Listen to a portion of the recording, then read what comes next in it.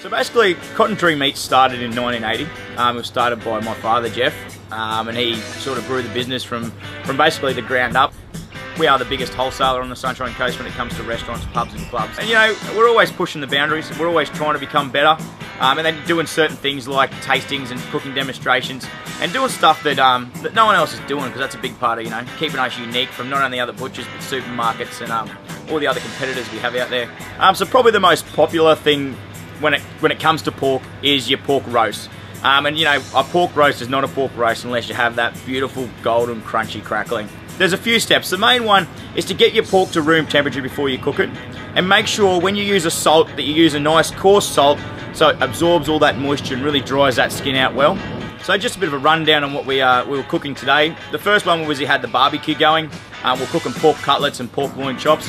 So it's a real simplicity, so it's all about the seasoning, making sure you use good salt, good pepper, and a little bit of oil. Make sure your barbecue's nice and hot, and then you only want to cook that pork for sort of 5-6 minutes each side, just till it's sort of around that medium. You don't want to overcook pork, and that's a real old school sort of way that people think about pork. They think you have to really cook it, where really it could be treated just like beef, you know what I mean? And that's what we showcase today, and everyone that walked past, they're like, wow, what'd you do to that pork? And once we told them that all we did was put salt, pepper, a little bit of oil, and just back to that good quality pork, people were quite amazed. So days like today, you know, we've got three butchers out the front. We're cooking barbecues, we're cooking pork belly, we're pulling pork, you know, we're just having a good time. All the boys inside, they're having a great day too, you know. It's one of those days of the year that we all really look forward to, you know, coming to work. And just to sort of see the customers be interested, it's sort of just, personally for me, you know, you obviously have these ideas of creating days where you want everyone to react and you want it to be a success, you know what I mean?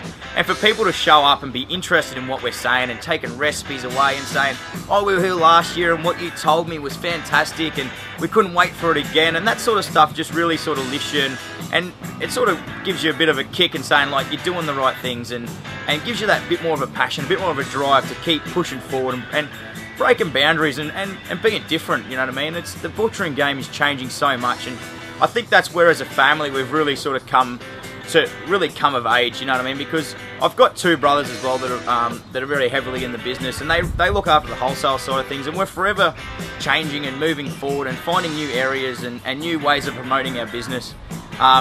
So yeah, it's a big part of what we do, and days like today are just a real show that, you know, we're sort of taking the right steps, and people want to know. They want to know how to cook meat. They want to know where it's from.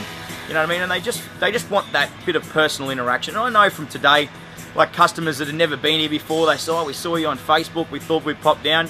They come down and they see we're just having a good time, we're cooking some good food.